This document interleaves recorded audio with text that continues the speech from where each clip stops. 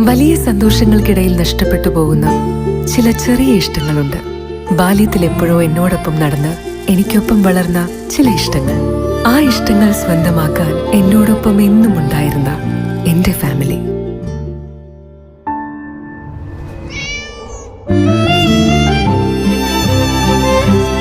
എന്റെ ഇഷ്ടങ്ങൾ എന്റെ ഫാമിലിക്ക് അറിയാം. Family wedding centre.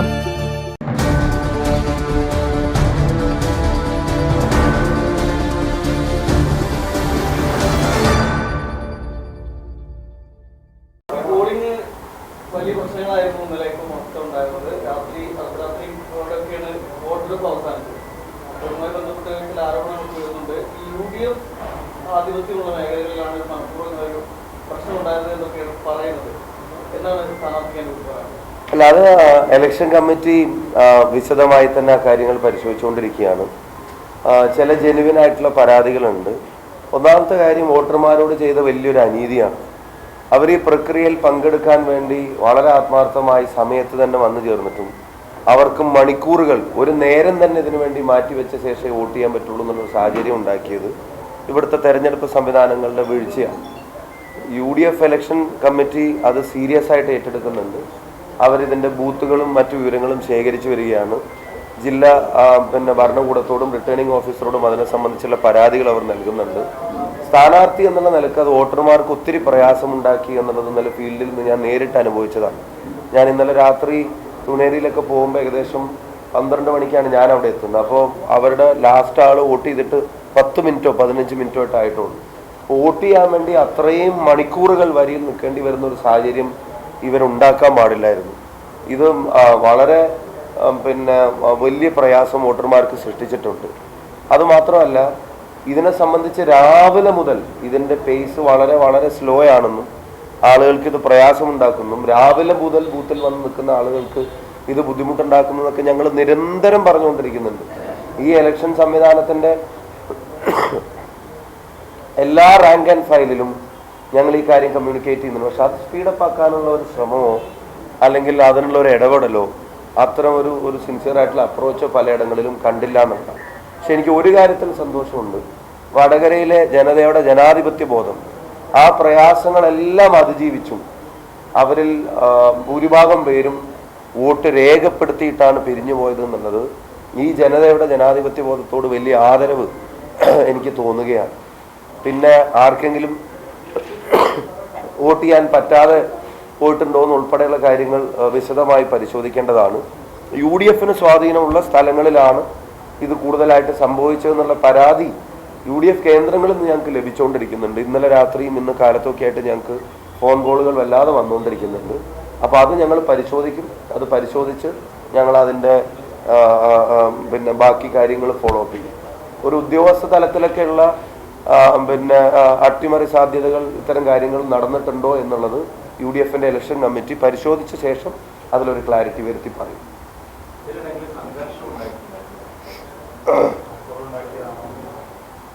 ഞാൻ കണ്ട ഇടങ്ങളിലെല്ലാം അത് ബോധപൂർവം തന്നെയായിരുന്നു. ഇപ്പം പാനൂരിലാണെങ്കിൽ പോളിംഗ് ഏജന്റിനെ ബൂത്തിനകത്തിട്ടിട്ടാണ് അടിക്കുന്നത്. ഒരു തരത്തിൽ ന്യായീകരിക്കാൻ കഴിയാത്തൊരു അക്രമം. ബൂത്തിനകത്തേക്ക് ആളുകൾ എരച്ചു കയറി അവിടെ വെച്ച് മർദ്ദിക്കുക. അതുപോലെ ഞാൻ ഇന്നലെ ഒരു പോളിംഗ് ബൂത്തിലേക്ക് ചെന്നപ്പം അവിടുത്തെ CPM-മാർ അവർ വന്നിട്ട് പറയുന്നു, സ്ഥാനാർത്ഥി പോളിംഗ് ബൂത്തിൽ വരാൻ പറ്റില്ല. അപ്പം ഞാൻ ചോദിച്ചു, മറ്റ് സ്ഥാനാർത്ഥികളൊക്കെ പോളിംഗ് ബൂത്തിൽ വരുന്നുണ്ടല്ലോ. അല്ല, 6 മണി കഴിഞ്ഞോണ്ട്. ഞാൻ പറഞ്ഞു, 6 മണി കഴിഞ്ഞിട്ടും എൻ്റെ എതിർ സ്ഥാനാർത്ഥി ഇപ്പോൾ കൊയിലാണ്ടിയിലെ 10-400 ആൾ വരി നിൽക്കുന്ന ഒരു ബൂത്തിലുണ്ടെന്ന് പറഞ്ഞിട്ട് ഞാനും കൂടെ അവിടെ ചെല്ലണം എന്ന് പറഞ്ഞിട്ട് എൻ്റെ പ്രവർത്തകർ വിളിച്ചിരുന്നു. അവർ വേണമെങ്കിൽ അവിടെ തടഞ്ഞു വന്നു എന്നോട് പറയുന്നത്. ഞാൻ പറഞ്ഞു, അതെൻ്റെ രീതിയും ശൈലിയല്ല, എനിക്ക് അതല്ല പണി. ഞാൻ ഫോൺ വിളിച്ചിട്ട് എതിർ സ്ഥാനാർത്ഥിയെ തടയാൻ പറയലാണ് എൻ്റെ ശൈലി. അല്ല, ഇവിടെ ഞാൻ ഇവിടെ വന്നത് താമസിക്കാനല്ല. എനിക്ക് ഇവിടുത്തെ പോളിംഗ് പെർസെൻറ്റേജ് അറിയണം, എത്ര പേർക്ക് വോട്ട് രേഖപ്പെടുത്താൻ ബാക്കിയുണ്ടെന്ന് അറിയണം, എത്ര ശതമാനം വോട്ടായി, എത്ര വോട്ട് ചെയ്തു എന്നുള്ളത് അറിയണം. അത് നിങ്ങളുടെ പോളിംഗ് ഏജന്റ് വഴി ചോദിച്ചു. ഞാൻ പറഞ്ഞു, ഞാൻ സ്ഥാനാർത്ഥിയാണ്, എനിക്ക് ഈ പ്രിസൈഡിങ് ഓഫീസറോട് ചോദിക്കാനുള്ള അധികാരമുണ്ട്. അപ്പം ഞാൻ എന്ത് ചെയ്തു, ഞാൻ നേരെ ഒബ്സർവറെ വിളിച്ചിട്ട് ചോദിച്ചു, ഇതിങ്ങനെ സ്ഥാനാർത്ഥി 6 മണിക്ക് ശേഷം ബൂത്തിൽ വരാൻ പാടില്ല എന്നുണ്ടോ? അപ്പോൾ അയാൾ പരിശോധിച്ചിട്ട് പറയാമെന്ന് പറഞ്ഞിട്ട് എന്നെ തിരിച്ചു വിളിച്ചിട്ട് പറഞ്ഞു, അങ്ങനെ ഒരു റിട്ടേൺ ഡയറക്ഷൻ ഇല്ല. ഇനി ക്ലാരിഫിക്കേഷന് വേണ്ടി ഞങ്ങൾ ചോദിച്ചിട്ടുണ്ട്. ആ ക്ലാരിഫിക്കേഷൻ വരുന്നത് വരെ നിങ്ങൾക്ക് ബൂത്തുകൾ സന്ദർശിക്കാം. കാരണം നാളെ അതിന് പ്രശ്നമില്ല എന്നാണ് നല്ല വൈകിട്ട് അറിയിപ്പ് കിട്ടുന്നെങ്കിൽ നിങ്ങളുടെ അത്രയും സമയം നിങ്ങളുടെ എന്നല്ല ഒരു സ്ഥാനാർത്ഥിയുടെയും പിന്നെ വോട്ടർമാരെ കാണാനോ ബൂത്തിൽ സന്ദർശിക്കാനുള്ള സമയം നഷ്ടപ്പെടുത്താൻ ഞങ്ങൾ ആഗ്രഹിക്കുന്നില്ല. സോ ഇറ്റ്സ് അവർ റെസ്പോൺസിബിലിറ്റി, നിങ്ങൾക്ക് ബൂത്തുകൾ സന്ദർശിക്കാം എന്നുള്ള മറുപടിയാണ് എനിക്ക് കിട്ടിയത്. അപ്പോൾ അതിലൊരു ആശങ്ക എന്ന് പറയുന്നത് ഈ അവസാന നിമിഷത്തിൽ ചില കള്ളവോട്ടിനൊക്കെയുള്ള ശ്രമങ്ങൾ നടത്തുന്നതായിട്ട് പല ബൂത്തുകളിലും ഞങ്ങൾക്ക് ഇൻഫർമേഷൻ കിട്ടിയിരുന്നു. അപ്പോൾ നമ്മൾ അവിടെ ചെല്ലുന്നത് അതിനെ ഏതെങ്കിലും തരത്തിൽ ബാധിക്കുമെന്ന് വിചാരിച്ച് പിന്നെ അവിടെ നിന്നിട്ട് കൂവി വിളിക്കുക. പിന്നെ കുറച്ച് ആൾക്കാർ വന്നിട്ട് പറഞ്ഞു കാല് കൊത്തും. അപ്പം ഞാൻ പറഞ്ഞാൽ പിന്നെ അത് കഴിയട്ടെ എന്നിട്ടേ ഞാൻ പോകുന്നുള്ളൂ എന്ന് പറഞ്ഞു.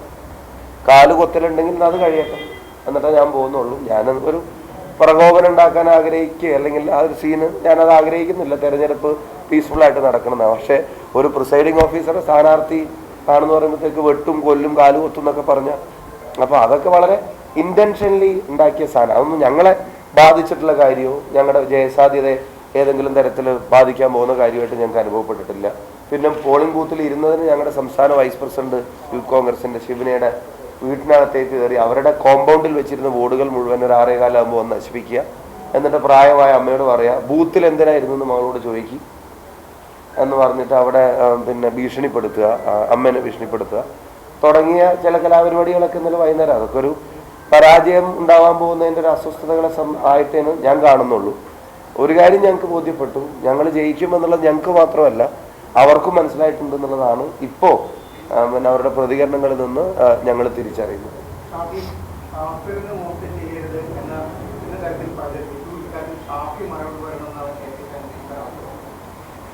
എന്നെ സത്യം പറഞ്ഞ അത്ഭുതപ്പെടുത്തുന്ന പിന്നെ തരത്തിലാണ് ചില കാര്യങ്ങളിൽ പിന്നെ ബഹുമാനപ്പെട്ട എതിർ സ്ഥാനാർത്ഥി പിന്നെ തരം താഴ്ന്ന നിലയിലുള്ള കമൻറ്റുകൾ പറയുന്നു. ഞാൻ ആ ഇൻ്റർവ്യൂവിൻ്റെ ഒരു അംശം ഞാനും കണ്ടിരുന്നു. ഇത് ഇവിടെ കൂടിയിരിക്കുന്ന മുഴുവൻ ആളുകളുടെ മുന്നിലാണ് ഞാൻ ഇന്നലെ ഈ വിഷയത്തെ സംബന്ധിച്ച് സംസാരിക്കുന്നത്. ഞാൻ അതിൻ്റെ സ്ക്രീൻഷോട്ട് നിങ്ങളെ കാണിച്ചിട്ട് ഇവിടെ നിങ്ങൾ ഉൾപ്പെടെയുള്ള ആളുകൾക്ക് അറിയാം അതൊരു വ്യാജമായ നിർമ്മിതിയാണെന്നുള്ളത്. അത്തരം ഒരു ഗ്രൂപ്പോ അത്തരം ഒരു മെസ്സേജോ ഇല്ല എന്നുള്ളതും അത് തെരഞ്ഞെടുപ്പിൻ്റെ അവസാന മണിക്കൂറുകളിൽ വ്യക്തിപരമായി എന്നെ പിൻ പോയിന്റ് ചെയ്ത് അറ്റാക്ക് ചെയ്യാൻ വേണ്ടി സൃഷ്ടിക്കപ്പെട്ടതാണെന്നുള്ളത് ആ കുട്ടി പറയപ്പെടുന്ന കുട്ടി ഉൾപ്പെടെ വന്ന് അതിൻ്റെ മുഴുവൻ തെളിവുകളും വന്ന് ഇവിടെ പത്രസമ്മേളനം നടത്തി. ഞാൻ ഇന്നലെ അങ്ങനെ പറഞ്ഞു. ഈ പോസ്റ്റ് ഇട്ട പലരും അത് മുക്കിക്കൊണ്ട് ഓടി. അതിൽ ഒരു പോസ്റ്റ് മുക്കാത്ത പ്രമുഖരായ ആളുകളെ സംബന്ധിച്ച് ഞാനിവിടെ പറഞ്ഞിട്ട് ഈ ധ്രുവീകരണത്തിന് ശ്രമിക്കരുതെന്നും ആ ധ്രുവീകരണം നടന്നിട്ടില്ല, അത് വടകരയിലെ ജനങ്ങൾ അതിന് നിന്നു കൊടുക്കുന്നവരല്ല എന്നുള്ളതും കൃത്യമായി ഞാൻ മാധ്യമങ്ങളുടെ മുമ്പാകെ പരസ്യമായി പറഞ്ഞിട്ടും പിന്നെയും കാഫിർ എന്ന് വിളിച്ചു. അതിൽ ഞാൻ മൗനം പാലിച്ചു. അത് വളരെ സൗമ്യനായി അഭിനയിച്ചു, നിഷ്കളങ്കനായി അഭിനയിച്ചു എന്നൊക്കെ ഒരു പ്രസ് ഒരു പിന്നെ ബൈറ്റ് കൊടുക്കുമ്പോൾ ഞാൻ അത്ഭുതപ്പെടുകയാണ്. ഒന്നല്ലെങ്കിൽ ഇത് വളരെ ബോധപൂർവം പറഞ്ഞുകൊണ്ടേയിരിക്കാൻ പാർട്ടി തീരുമാനിച്ച് നടപ്പിലാക്കുന്ന ഒരു കാര്യം, അതല്ലെങ്കിൽ ഇത് ഫേക്കാണെന്ന് പോലും തിരിച്ചറിയാൻ അല്ലെങ്കിൽ തിരിച്ചറിവ് കൊടുക്കാൻ ആളുകൾക്ക് കഴിയും. പക്ഷെ തിരിച്ചറിവ് ഫേക്കാണെന്ന് കൊടുക്കാൻ ആളുകൾക്ക് കഴിഞ്ഞിട്ടുണ്ട് എന്നുള്ളത് അതിൻ്റെ ചുറ്റുവട്ടം നിൽക്കുന്ന ആളുകളുടെ പ്രതികരണം തന്നെ എനിക്ക് മനസ്സിലായി. ഈ പോസ്റ്റ് ഇട്ട് അത് ഡിലീറ്റ് ചെയ്ത ആളുകളെ പിന്നെ ഇതെന്ന് തന്നെ എനിക്ക് മനസ്സിലായി. അപ്പൊ എന്തിനാണ് ഇങ്ങനെ ഇല്ലാ കഥകൾ മാത്രം പറഞ്ഞുകൊണ്ടിരിക്കുന്നത്? എന്തിനാ തെരഞ്ഞെടുപ്പിൽ വികസനവും തെരഞ്ഞെടുപ്പിൽ CAA-യും തെരഞ്ഞെടുപ്പിൽ രാഷ്ട്രീയവും ഈ കാര്യങ്ങളൊന്നും ചർച്ച ചെയ്യാൻ അനുവദിക്കുന്നില്ല എന്നൊക്കെ പണ്ട് ഇതിന്റെ തുടക്കഘട്ടത്തിൽ പറഞ്ഞിട്ട് ഇപ്പൊ അവസാനം ഇല്ലാത്ത സ്ക്രീൻഷോട്ടിനെ സംബന്ധിച്ച് എനിക്കെതിരെ ഉണ്ടാക്കിയ ഒരു സ്ക്രീൻഷോട്ടിനെ സംബന്ധിച്ച് ഞാൻ അതിനെ തള്ളി പറഞ്ഞിട്ടില്ല എന്നുകൊണ്ട് പത്രസമ്മേളനം നടത്താന്ന് പറഞ്ഞ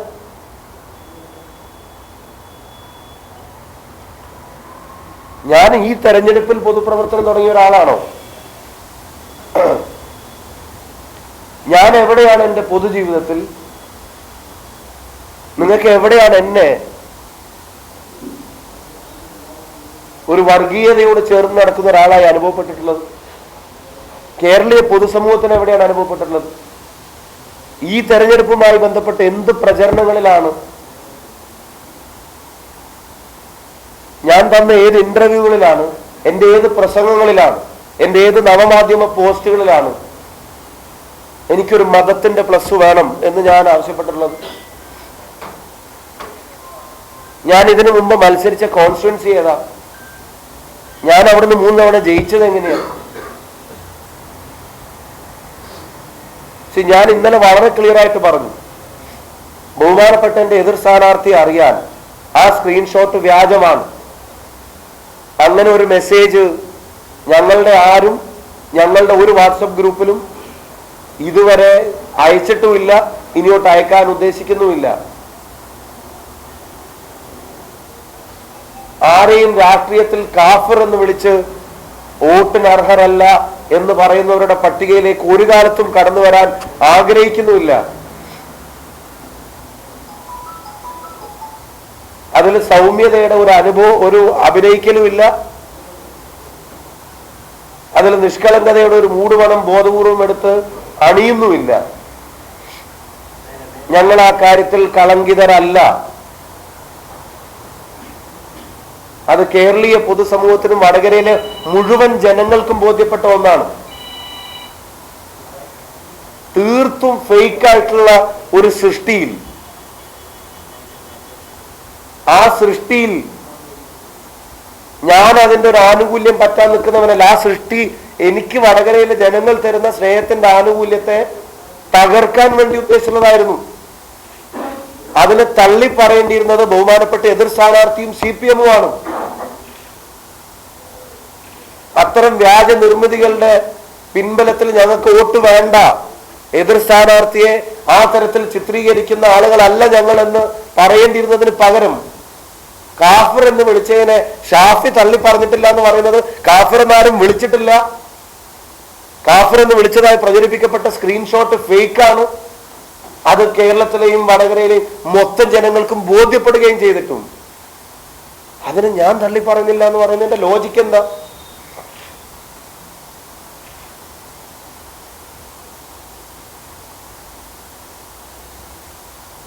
എനിക്ക് ഒരു കാര്യം കൂടെ പറയാനുണ്ട്. ബഹുമാനപ്പെട്ട എതിർ സ്ഥാനാർത്ഥി ഇന്റർവ്യൂ ചെയ്ത മാധ്യമങ്ങളിൽ പലരും അത് ഫേക്കാണെന്നുള്ള പരാതി ഉയരുന്നു എന്നൊരു വാക്ക് പോലും അവരോട് ചോദിക്കാൻ പ്രയാസപ്പെടുന്നത് ഞാൻ കണ്ടു. ഒരു വാചകം ഒന്ന് സൂചിപ്പിക്കാൻ, നിങ്ങളത് ഫേക്കാണെന്ന് പറയണ്ട, അത് ഫേക്കാണെന്നുള്ളൊരു പരാതി ഉയർന്നിട്ടുണ്ടല്ലോ എന്നൊരു വാചകം നിങ്ങളുടെ ചോദ്യങ്ങളിൽ ഒന്ന് ചോദിക്കാൻ. ഞാനാണെങ്കിൽ നിങ്ങൾ എത്ര ചോദ്യം ചോദിച്ചിട്ടുണ്ടാവും? റിപ്പീറ്റഡ് ആയിട്ട് ഈ വ്യക്തിഹത്യയുടെ കാര്യത്തിലും വർഗീയ പ്രചരണങ്ങളുടെ കാര്യത്തിലും നിങ്ങളുടെ എത്ര ചോദ്യത്തിന് ഞാൻ ഉത്തരം പറഞ്ഞു. ഒരു വർഗീയവാദിയായിട്ട് ചിത്രീകരിക്കപ്പെടുന്നത് അത്ര സുഖകരമായിട്ടുള്ളൊരു അനുഭവമല്ല. അത് തെരഞ്ഞെടുപ്പ് ജയിക്കാനോ തോക്കാനോ എന്നുള്ളതൊന്നുമല്ല. ഒരു മനുഷ്യൻ എന്നുള്ള നിലക്ക് പൊതുസമൂഹത്തിൽ ജീവിക്കുന്ന ഒരാൾക്ക് ഈ വർഗീയതയുടെ പട്ടം ഇങ്ങനെ ചാർത്തി കിട്ടുന്നത് രസകരമായിട്ടുള്ളൊരു അനുഭവമല്ല. അതിന് നിരന്തരം മറുപടി പറയേണ്ടി വരുന്നത് തന്നെ പ്രയാസമാണ്. മറ്റേത് ആരോപണം പോലെയല്ല.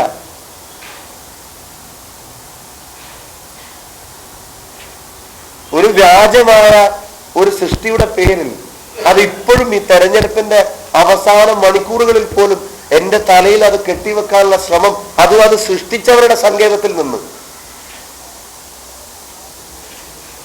വളരെ തരം താഴ്ന്ന നടപടിയായി പോയി. പറയാതിരിക്കാൻ കഴിയില്ല. വിത്ത് ഓൾ റെസ്പെക്ട്, ഒരിക്കലും അത് ഫേക്കാണെന്ന് അറിഞ്ഞിട്ടും അത്തരത്തിലുള്ളൊരു കമന്റ് ബഹുമാനപ്പെട്ട എതിർ സ്ഥാനാർത്ഥിയുടെ നാവിൽ നിന്നും ഞാൻ പ്രതീക്ഷിച്ചില്ല.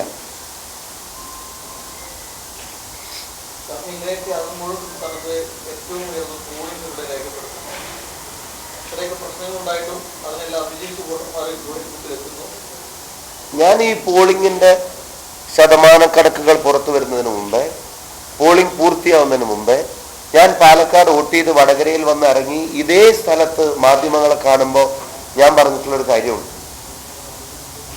എല്ലാ വർഗീയ ധ്രുവീകരണ ശ്രമങ്ങളെയും എല്ലാ വ്യാജ പ്രചരണങ്ങളെയും വടകരയിലെ ജനങ്ങൾ അതിജീവിക്കും, UDF അതിജീവിക്കും. No lame reasons.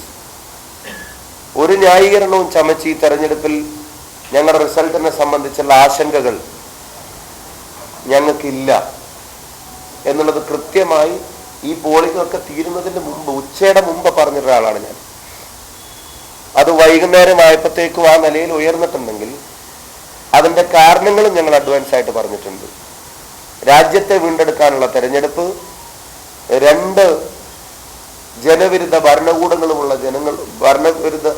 ജനവിരുദ്ധ ഭരണകൂടങ്ങളോടുള്ള ഇവിടുത്തെ ജനതയുടെ പ്രതിഷേധം, 3 ഈ നാടിന്റെ രാഷ്ട്രീയ പ്രവർത്തനവും ജീവിതവും സ്വസ്ഥവും സമാധാനമായിരിക്കാൻ ആഗ്രഹിക്കുന്ന ജനതയുടെ കാര്യങ്ങൾ.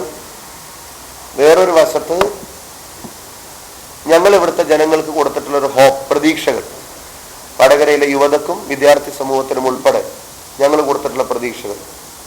ഈ ഘടകങ്ങളെല്ലാം ഞങ്ങൾക്ക് അനുകൂലമായിരിക്കാൻ UDFന്റെ ഒരു വോട്ടർക്ക് പുറത്തു വന്ന് വോട്ട് ചെയ്യാതിരിക്കേണ്ട ഒരു സാഹചര്യം ഉണ്ടാവുന്നില്ല. അത് സൃഷ്ടിക്കാനാണ് ശ്രമം നടന്നോ എന്നുള്ളത്. അവർക്ക് വോട്ട് ചെയ്യാൻ ആഗ്രഹിക്കുന്നവർ വോട്ട് ചെയ്യാതിരിക്കാനുള്ള എന്തെങ്കിലും ബോധപൂർവമായ ശ്രമം നടന്നോ എന്നുള്ളതാണ് ഇലക്ഷൻ കമ്മിറ്റി പരിശോധിക്കുന്നത്. അതിനെ സംബന്ധിച്ച് അവർ വ്യക്തമാക്കി പറയും. പക്ഷേ LDFന്റെ വോട്ടിന് അല്ലെങ്കിൽ BJP വോട്ടുകൾക്ക് അവരുടെ ഭരണകൂടങ്ങൾ അവരിലുണ്ടാക്കിയ നിരാശ, അതുൾപ്പെടെയുള്ള കാര്യങ്ങൾ ഒന്നല്ലെങ്കിൽ മാറി ചിന്തിക്കാനോ അല്ലെങ്കിൽ വോട്ട് ചെയ്യാതിരിക്കാനോ മാത്രം ഗൗരവമുള്ളതായിരുന്നു എന്ന് ഞങ്ങളുടെ രാഷ്ട്രീയ നിരീക്ഷണത്തിൽ പറയുന്നു. ഞങ്ങൾ കംഫർട്ടബിൾ ആയിട്ട് വടകര പാർലമെന്റ് മണ്ഡലം ജയിക്കും എന്നുള്ള കാര്യത്തിന് ഒരു സംശയവും വേണ്ടാന്ന് ഞങ്ങളെ കാണുന്ന കേൾക്കുന്ന മുഴുവൻ ജനങ്ങളോടും പറയും. ഇവിടുത്തെ ജനത നൽകിയ പിന്തുണ അത് വാക്കിൽ പറഞ്ഞു തീർക്കാൻ കഴിയുന്ന ഒന്നല്ല. ഞങ്ങളുടെ സ്വീകരണ പരിപാടികളൊക്കെ മണിക്കൂറുകൾ വൈകുമ്പോഴും വഴിവക്കിൽ കാത്തുനിന്ന, പുലർച്ചെ വരെ കാത്തുനിന്ന അമ്മമാർ, സഹോദരിമാർ, കൈക്കുഞ്ഞുങ്ങൾ ഉൾപ്പെടെയുള്ള ആളുകൾ. ഇന്നലെ രാത്രി പോളിംഗ് 11:41 നടക്കുമ്പോഴും 5 മണിക്ക് മുമ്പ് പോളിംഗ് ബൂത്തിൽ എത്തിയിട്ട്, അല്ലെങ്കിൽ 6 മണിക്ക് മുമ്പ് പോളിംഗ് ബൂത്തിൽ എത്തിയിട്ട് 11:41 അവസാനത്തെ വോട്ടും പോൾ ചെയ്യുന്ന ആ വ്യക്തി വരെയുള്ള ആളുകൾ ഈ ജനാധിപത്യ പ്രക്രിയയോട് കാണിച്ചിട്ടുള്ള വലിയ കമ്മിറ്റ്മെന്റിനെ വലിയ ആദരവോടുകൂടിയാണ് ഞങ്ങൾ നോക്കിക്കാണുന്നത്. ഇത്തരം ശ്രമങ്ങളെല്ലാം ബോംബിന്റെ രാഷ്ട്രീയത്തെയും വർഗീയ രാഷ്ട്രീയത്തെയും ധ്രുവീകരണ ശ്രമങ്ങൾ ഞാൻ അടിവരയിട്ട് പറയുന്നു. UDF സ്ഥാനാർത്ഥി ധ്രുവീകരണം നടന്നു എന്ന് പറഞ്ഞിട്ടില്ല. വടകരയിലെ ജനത ആ ധ്രുവീകരണങ്ങളെ മറികടക്കാൻ മാത്രം ജനാധിപത്യ ബോധമുള്ളവരും കോമൺ സെൻസ് ഉള്ളവരുമാണ്. അതിനെല്ലാം മറികടന്നിട്ടുണ്ട് എന്ന് തന്നെയാണ് ഞങ്ങളുടെ ഉറച്ച വിശ്വാസം. അത് ജൂൺ 4 കേരളവും ഇന്ത്യയും ലോകവും കാണുമെന്ന് തന്നെയാണ് ഞങ്ങൾ വിശ്വസിക്കുന്നത്. ഇല്ല,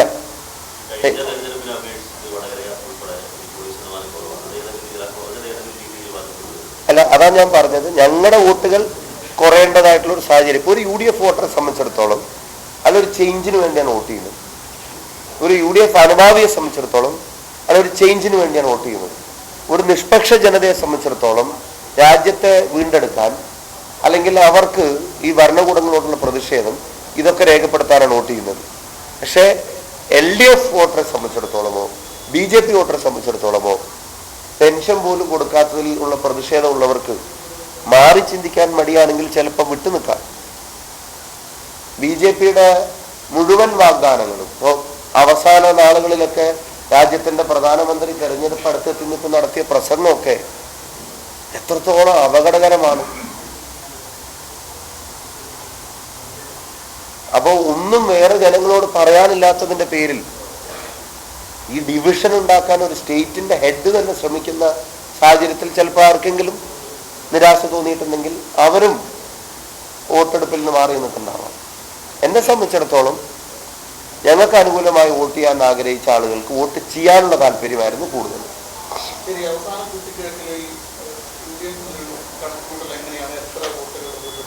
ഞങ്ങളെ ഇലക്ഷൻ കമ്മിറ്റി ഇരുന്നിട്ടില്ല. ഇന്നലെ രാത്രി 11:41 അത് തീർന്നത്. ഇപ്പൊ സ്ട്രോങ് റൂമിൽ നിന്ന് 3 മണിക്കാണല്ല, 11:43, 2 മിനിറ്റ് പറഞ്ഞപ്പോൾ തെറ്റിപ്പോയി. 11:43 അത് തീർന്നത്. ഇന്ന് സ്ട്രോങ് റൂമിൽ എല്ലാ കാര്യങ്ങളും എത്തിച്ചിട്ട് രാവിലെയാണ് ചീഫ് ഇലക്ഷൻ ഏജന്റ് ഉൾപ്പെടെയുള്ള ആളുകൾ ഇപ്പോൾ കുറച്ച് നേരത്തെയാണ് വീട്ടിൽ വന്ന് ഫ്രഷായി പോയത് പോലും.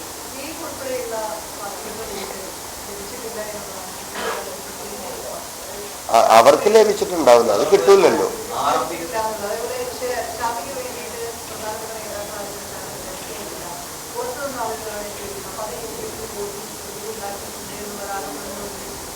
അതാരാ എനിക്ക് വേണ്ടി എത്താത്ത പ്രധാനപ്പെട്ട നേതാവ്? പ്രത്യേക സംഘമാണ് ഷാഫിയുടെ പ്രചാരണം നയിച്ചത്. മുതിർന്ന നേതാക്കൾക്ക് അതിൽ ഇടപെടാൻ സാധിച്ചില്ല. ആ പ്രചാരണം നടത്തിയ വിഭാഗത്തെ എന്ത് പേര് വിളിക്കണമെന്ന് പറയാനാകില്ല എന്നാണ്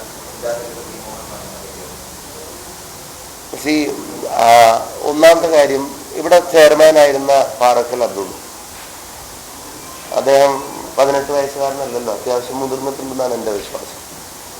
ഇതിൻ്റെ കൺവീനറായി പ്രവർത്തിച്ച പ്രിയപ്പെട്ട എൻ വേണുചേട്ടൻ, ബാലനാരായണൻ, അതുപോലെ തന്നെ DCC പ്രസിഡന്റ് പ്രവീൺ, മുതിർന്നു എന്ന് പറഞ്ഞാൽ പ്രവീൺ സമ്മതിക്കുമെന്ന് എനിക്ക് അറിഞ്ഞൂടാ, പിന്നെ അതുപോലെ KK രമ, പിന്നെ ഇതിൻ്റെ എല്ലാം സീനിയറായിട്ട് എല്ലാ കാര്യങ്ങളും ഞാൻ തുടക്കം മുതൽ എൻ്റെ കാര്യങ്ങളിൽ ഇപ്പോൾ ഏറ്റവും അടുത്ത കാലത്ത് ഏറ്റവും സജീവമായി മുല്ലപ്പള്ളി രാമചന്ദ്രൻ സാർ ഇൻവോൾവ് ചെയ്തൊരു തെരഞ്ഞെടുപ്പാണ്.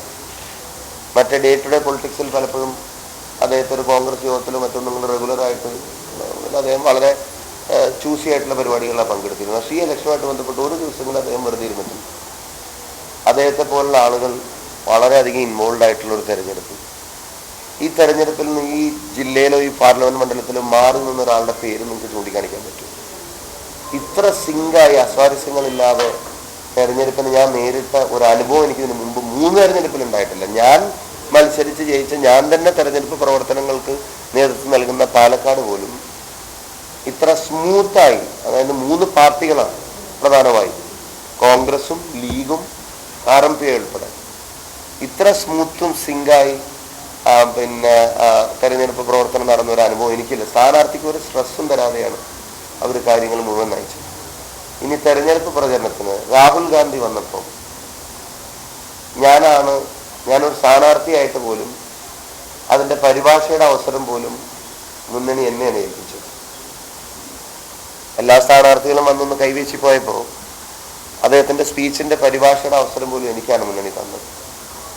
ഇവിടെ DK ശിവകുമാറിനെ പോലുള്ള നേതാക്കന്മാർ ഏറ്റവും കൂടുതൽ സമയം അനുഭവിച്ച നാദാപുരത്തൊക്കെ അന്നത്തെ പ്രോഗ്രാം കണ്ടവരാണ് നിങ്ങളെല്ലാവരും. KPC പ്രസിഡന്റും പ്രതിപക്ഷ നേതാവ് ഉൾപ്പെടെയുള്ള ആളുകൾ നിരന്തരം ഇവിടെ പരിപാടികളുണ്ടായി. കൂത്തുപറമ്പിൽ ഇഷ്യൂ വരെ പ്രതിപക്ഷ നേതാവ് വന്ന് സ്ഥാനാർത്ഥി പോലും ഇല്ലാഞ്ഞിട്ടും അദ്ദേഹം സെപ്പറേറ്റ് ആയിട്ടുള്ള പരിപാടികൾ നടത്തുന്നത്, ഇവിടെ അവലോകനത്തിന് വന്നതും നിങ്ങൾ കണ്ടു. കുഞ്ഞാലിക്കുട്ടി സാഹിബും തങ്ങളും ഉൾപ്പെടെയുള്ള ആളുകൾ ഇവിടെ 2, 3, 4 തവണ ഇവിടെ വിവിധ പരിപാടികളിൽ പങ്കെടുക്കുന്ന നിങ്ങൾ കണ്ടു.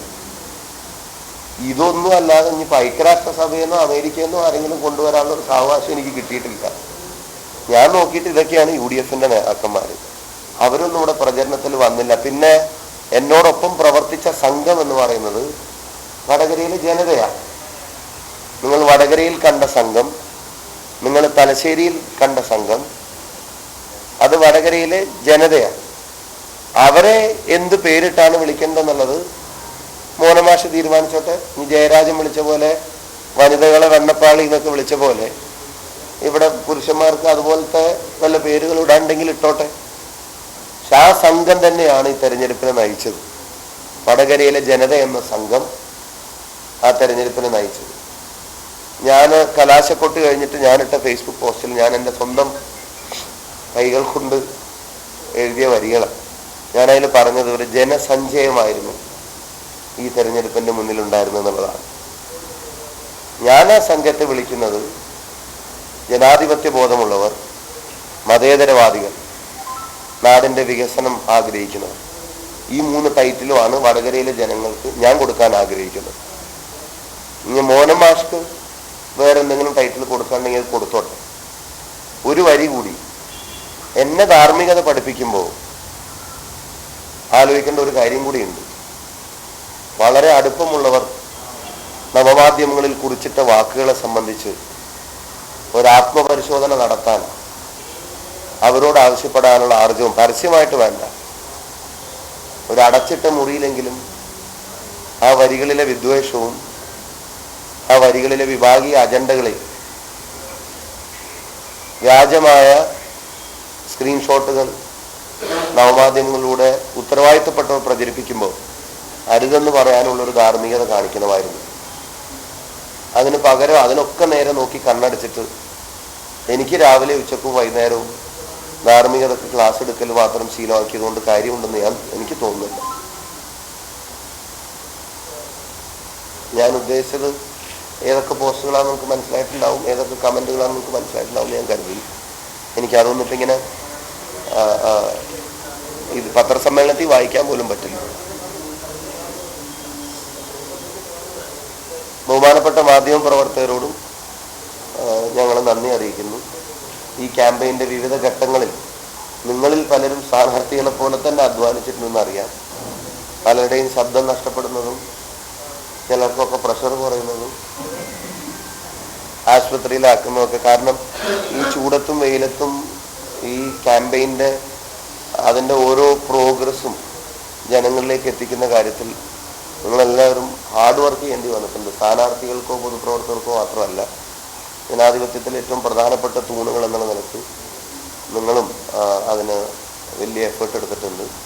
ഇവിടെയുള്ള വോട്ടർമാർ ഞാൻ നേരത്തെ പറഞ്ഞ കമ്മിറ്റ്മെൻറ്റ് കാണിച്ചതിന് പുറമെ പ്രവാസ ലോകത്ത് നിന്ന് അവരുടെ 1, 2, 3 മാസത്തെ വരുമാനം അത് നീക്കി വെച്ചിട്ട് പോലും വന്ന കുറച്ച് ആളുകളുണ്ട്.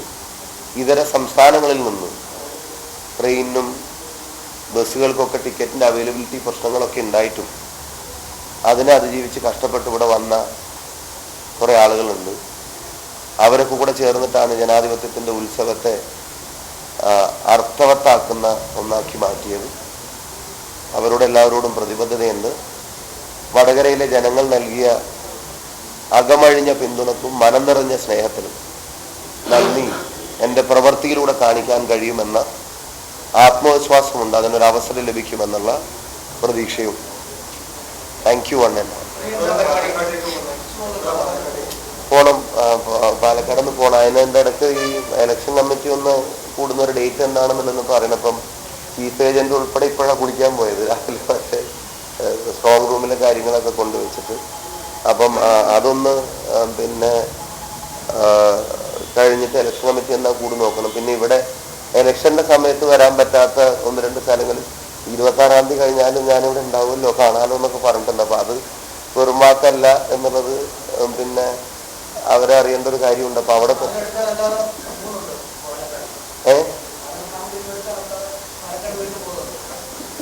എന്നോട് എല്ലാവരും ഇത് ചോദിക്കുന്നുണ്ട്. ഈ പാലക്കാട് പിന്നെ ഞാൻ അങ്ങനെ ഇനി എനിക്ക് അതൊരു ഒരു ഇനി അതങ്ങ് ഞാൻ ആ ചാപ്റ്റർ അങ്ങ് മറക്കാനും ക്ലോസ് ചെയ്യാനും അങ്ങനെ ആഗ്രഹിച്ചും കാത്തു നിൽക്കുന്ന ഒരാളല്ല. പാലക്കാട് ഞാനും തമ്മിലൊരു ബന്ധം അത് അങ്ങനെ ഉണ്ടാവും. അത് ഞാൻ നേരത്തെ പറഞ്ഞ പോലെ അതെൻ്റെ ഒരു ബേസ് അല്ലേ. ആദ്യമേ കയറി നിന്നിട്ടാണല്ലോ പിന്നെ നമ്മൾ മറ്റ് പടവുകൾ കയറുന്നത്. അപ്പോൾ ആദ്യത്തെ ഒരു ചുവട് നമ്മൾ മറന്നു പോകേണ്ട ഒന്നല്ലല്ലോ. മറ്റ് ചുവടുകളിൽ കാല് വെക്കാനുള്ള ഉയരം എനിക്ക് തന്ന ഒരു അടിത്തറയാണ്. അത് പിന്നെ ഞാൻ അങ്ങനെ വേറൊരു അവസരം കിട്ടുമ്പോഴത്തേക്കും അങ്ങ് മറന്നിട്ട് പോകാൻ ആഗ്രഹിക്കുന്നില്ല. അത് അവിടെ ഒരു അടിത്തറയാണ്. പിന്നെ അപ്പോൾ അവിടെ എപ്പോൾ വേണമെങ്കിലും എനിക്ക് പോവാം. അതിന് എനിക്കിപ്പോൾ അവിടുത്തേതായിട്ടൊരു പദവിയോ അവിടുത്തേതായിട്ടൊരു സ്ഥാനമോ വേണമെന്നില്ല. എനിക്കിടയ്ക്ക് പോവാം, എനിക്കിടയ്ക്ക് അവരെ കാണാം, അവർക്ക് ആർക്കെങ്കിലും വേണമെങ്കിൽ ഇവിടെ വരാം. അതിനൊക്കെ ഒരു അവസരമുണ്ട്. ഇതൊക്കെ പിന്നെ ജയിക്കുന്നുള്ള ഒരു ആത്മവിശ്വാസം ഉള്ളതുകൊണ്ടാണ് അങ്ങനെയൊക്കെ പറയുന്നത്. അപ്പോൾ അതുകൊണ്ട് അല്ലാണ്ട് വേറെ അഹങ്കാരം പറയല്ല. അതുകൊണ്ട് പാലക്കാടുമായിട്ടുള്ളൊരു ബന്ധം അതൊരു സ്നേഹബന്ധമാണ്, അങ്ങനെ തുടരും. വടകരയിലേക്ക് വന്നപ്പോൾ ഉണ്ടായ മാറ്റം എന്താണെന്ന് വെച്ചാൽ ഞാൻ അങ്ങോട്ട് വരുമ്പോൾ ഇതൊന്നും പ്രതീക്ഷിക്കുന്നില്ല. ഇങ്ങനെ ഒരു ജനസഞ്ചയത്തിൻ്റെ ഇടയിലായിരിക്കും ഞാൻ തെരഞ്ഞെടുപ്പ് പ്രവർത്തനം നടത്തുകയെന്നോ എനിക്കിങ്ങനെ ഇടം വലം മുന്നും പിന്നും തിരിഞ്ഞു നോക്കിയാലൊക്കെ ഞാനിങ്ങനെ ജനങ്ങളാൽ ചുറ്റപ്പെട്ട ഒരു രീതിയിലൊരു തെരഞ്ഞെടുപ്പ് പ്രവർത്തനം നടത്താൻ പറ്റുമെന്നോ പുലർച്ചെ 4:30 മണിക്ക് ചെന്നാലും പിന്നെ ഒരു പരിഭവം പറയാതെ ചിരിച്ചുകൊണ്ട് നമ്മൾ ജയിക്കുമെന്നൊക്കെ പറയാൻ ഇങ്ങനെ വലിയ ആൾക്കൂട്ടം കാത്തിരിപ്പുണ്ടാവുമെന്നൊന്നും അറിയാത്ത ഒരാളായിരുന്നു ഞാൻ, തുറന്നു പറഞ്ഞാൽ. അപ്പം പിന്നെ വടകരയിൽ വന്നാൽ എന്താവുമെന്ന് ശരിക്കും ആലോചിക്കുക പോലും ചെയ്യാനുള്ള സമയം എനിക്ക് കിട്ടിയിട്ടില്ല. അവിടുന്ന് പോരുമ്പോൾ ഞാൻ പെട്ടെന്ന് ഇങ്ങോട്ട് പോരുകയല്ലേ. ആലോചിച്ച രാത്രി വിളിച്ചിട്ടല്ലേ പറയുന്നത് നാളെ സ്ഥാനാർത്ഥിയാണ് വടകരയിലാണ് മത്സരിക്കുന്നത്. എനിക്ക് വടകരയിൽ ഒരു 15 ആളെ ഫോണിൽ പോലും വിളിച്ചു ചോദിച്ചിട്ട് ഞാനവിടെ വന്നാൽ എങ്ങനെ ഉണ്ടാവും എന്ന് ചോദിക്കാനുള്ള ഒരു സ്പേസ് പോലും എനിക്ക് കിട്ടിയിട്ടില്ല. അത്യാവശ്യം 2-3 നേതാക്കന്മാരെയാണ് വടകരയിലെ വിളിച്ചത്. പിന്നെ ബാക്കി കോൺഗ്രസ് നേതാക്കന്മാർ അവരെയൊക്കെ വിളിക്കുമ്പോഴത്തേക്കും എന്നോട് പറയുന്നതിന് മുമ്പേ ഇവരൊക്കെ തമ്മിലൊരു ധാരണയായിട്ടുണ്ടായിരുന്നു എന്നുള്ളത് പിന്നെ വിളിക്കുമ്പോഴാണ് മനസ്സിലാവുന്നത്. ഞാനൊരാൾ വിളിച്ചു, അത് എന്നോട് ഇങ്ങനെ വടകര മത്സരിക്കാൻ പറയും. ഞങ്ങൾ തമ്മിലൊന്ന് ആലോചിച്ചിരുന്നു, അതിപ്പോൾ ഒരു ആവശ്യമായ ഘട്ടത്തില്ല. അപ്പം ഞാൻ വേറൊരാളെ വിളിച്ചു ചോദിച്ചു. അപ്പം എനിക്ക് മനസ്സിലായതാ അവരൊക്കെ തമ്മിലൊരു ആലോചന നടന്നത്. പിന്നെ ഇവിടെ വന്ന് ഇറങ്ങിയ ശേഷം ഇതൊന്നും ആലോചിക്കേണ്ട ഒരു സാഹചര്യം എനിക്ക് വന്നിട്ടോ ഇല്ല. ഞാൻ കാണുന്നതും മനുഷ്യരുടെ ഒരു കടലാണ്. അത് പിന്നെ സെൻട്രലൈസ്ഡ് സ്വീകരണത്തിലുണ്ടാവും. അത് ഇത്രയും പ്രതീക്ഷിച്ചില്ലെങ്കിലും അതുണ്ടായും തീരുമാനിച്ചു. അത് കഴിഞ്ഞ് നിയോജകമണ്ഡലം തലത്തിലേക്ക് പോയപ്പോൾ അവിടെയും അതിന് മാച്ചിങ് ആയിട്ടുള്ള അത് തന്നെ. പഞ്ചായത്ത് തലത്തിലേക്ക് പോയപ്പോൾ അത് തന്നെ. പിന്നെ ബൂത്ത് തലങ്ങളിൽ പോയപ്പോൾ പോലും നിങ്ങൾ പലയിടത്തും കവർ ചെയ്യാൻ വേണ്ടി വന്നു. പരിപാടികൾ ഒത്തിരി ലേറ്റ് ആയപ്പോൾ എന്തൊരു ചെറിയ കുട്ടികൾ ഉൾപ്പെടെയുള്ള ആളുകൾ വന്നിട്ട് ഭയങ്കരമായിട്ട് എനിക്ക് ആ കുട്ടിപ്പട്ടാളത്തോട് കുഞ്ഞു മക്കളോട് ഭയങ്കര കമ്മിറ്റ്മെന്റ് ഉണ്ട്. അവർക്ക് വോട്ടില്ലെങ്കിലും അവർ ഈ തെരഞ്ഞെടുപ്പിന് തന്നൊരു എനർജി വളരെ വളരെ വലുതാണ്. അവരോടി വന്ന് കയ്യിലൊരു പഞ്ച് തരുമ്പോൾ നമുക്ക് ഉള്ള അതുവരെ അനുഭവപ്പെട്ടിരുന്ന എല്ലാ ക്ഷീണവും നമുക്ക് മാറുകയാണ്. അവർ ഭയങ്കര ഇൻഫ്ലുവൻസേഴ്സ് ആയിട്ട് മാറുകയായിരുന്നു. ഇപ്പം ഞങ്ങൾക്ക് സംഘടനാപരമായ വലിയ സ്വാധീനമില്ലാത്ത പല ബൂത്തുകളിലും ഇരിക്കുന്നവരെ ഭീഷണിപ്പെടുത്തുന്ന സ്ഥലങ്ങളിൽ പോലും അവിടെ വലിയ ആൾക്കൂട്ടം ഞങ്ങളെ സ്വീകരിച്ചിട്ടില്ലെങ്കിലും അവിടെ കവലകളിലും വീടുകളിൽ നിന്നുമായിട്ട് ആളുകളുടെ പ്രതികരണങ്ങൾ ഞങ്ങൾക്ക് വലിയൊരു എനർജി വന്നിട്ടുണ്ട്. അപ്പോൾ വടകരയിലെ ജനതയുടെ സ്നേഹം എന്ന് പറഞ്ഞാൽ അതൊരു പ്രത്യേകതകൾ നിറഞ്ഞാണ്. ഭയങ്കര എക്സ്പ്രസീവാണ് അത്. മറ്റേ അതും എനിക്ക് അനുഭവിക്കാനുള്ള ഒരു അവസരം കിട്ടി. ഞങ്ങൾ കൊടുത്ത എല്ലാ പരാതികളുടെയും സ്റ്റാറ്റസ് തന്നെയാണ്. അതിൽ വലിയ ആത്മാർത്ഥയൊന്നും പോലീസിനില്ല. അല്ലെങ്കിൽ ഇപ്പം ഇതിന് മുമ്പ് കൊടുത്ത ഞാൻ ആ അധ്യാപകന്റെ കാര്യമൊക്കെ ഇന്നലെ പറഞ്ഞില്ല.